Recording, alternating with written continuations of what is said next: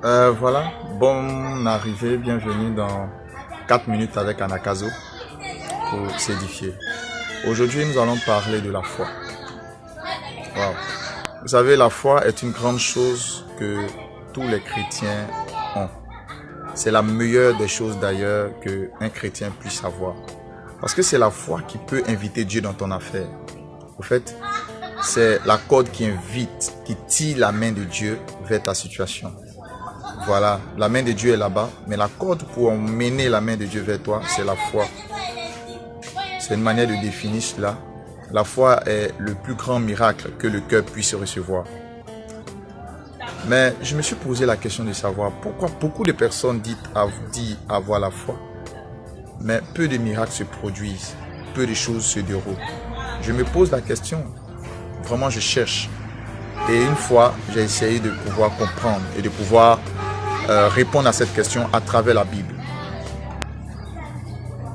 Et je vois que beaucoup de personnes que nous sommes n'ont pas encore compris la définition de la foi. Tant même que Jacques dans la Bible a donné la définition, que Hébreu donne la définition dans la Bible, on n'a pas encore bien saisi qu'est-ce qui est la foi. Amen. Et je lis dans le livre de Hébreu 11 à partir du verset 1, la Bible dit que « Or la foi est une ferme assurance des choses qu'on espère et une démonstration de celles qu'on ne voit pas. » Je me pose la question, est-ce qu'on a compris réellement ce verset-là? Et je vois que beaucoup n'ont pas encore compris.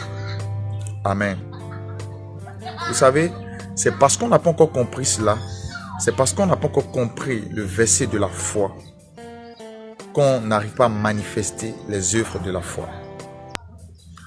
Vous voyez, la Bible dit que la foi est une ferme assurance. Et donc, d'abord, il y a une première étape, c'est une ferme assurance. Assure-toi d'avoir une ferme assurance. Beaucoup de personnes ont l'assurance qu'elles vont devenir grandes. Beaucoup de personnes ont l'assurance qu'elles deviendront de grandes personnes, de grandes personnalités. Beaucoup de personnes ont l'assurance par rapport aux songes qu'elles ont vus. Beaucoup de personnes savent qu'elles seront grandes forcément. Mais avoir simplement l'assurance des choses que tu espères n'est pas avoir la foi. Or, aujourd'hui, dans la vie chrétienne, dans la vie active, beaucoup de personnes pensent avoir la foi en se limitant en l'assurance qu'elles ont dans leur cœur ou dans leurs pensées. Non, ça ne se limite pas là, la foi. La foi est une ferme assurance des choses qu'on espère. Certes, c'est cette partie que j'appelle la partie B, la partie A, pardon. Mais elle est aussi une démonstration des choses qu'on ne voit pas. Donc, si tu as seulement l'assurance et sans la démonstration, tu comprends que tu n'as pas la foi. Tu as une partie de la foi. Je ne sais pas comment on peut l'appeler cela, mais ce n'est pas la foi. La foi, pour qu'il y ait la foi, il faut qu'il y ait assurance, il faut qu'il y ait démonstration. Il faut qu'il y ait aussi persévérance. Bon, ça, c'est persévérance de la foi, on parlera de ça après. Mais il faut qu'il y ait démonstration. Tu dis que tu iras voyager, mais il faut que tu ailles faire le passeport. Tu dis que tu iras voyager, il faut que tu te renseignes dans les locaux de là où on fait le passeport, le visa, où il faut que tu cherches. Tu dis que tu vas te marier, tu n'achètes même pas un bouquin sur le mariage. Tu ne cherches même pas dans la Bible, ceux qui se sont mariés, l'exemple. Tu ne te conformes pas à ta foi, au fait, ou à ton assurance, si tu veux. Amen. Donc, je veux interpeller tout le monde que la foi, c'est une ferme assurance, mais aussi une démonstration. Pour avoir la foi, il faut lier les deux choses. Que Dieu vous bénisse et je pense que j'ai édifié plus d'un. À bientôt. Amen.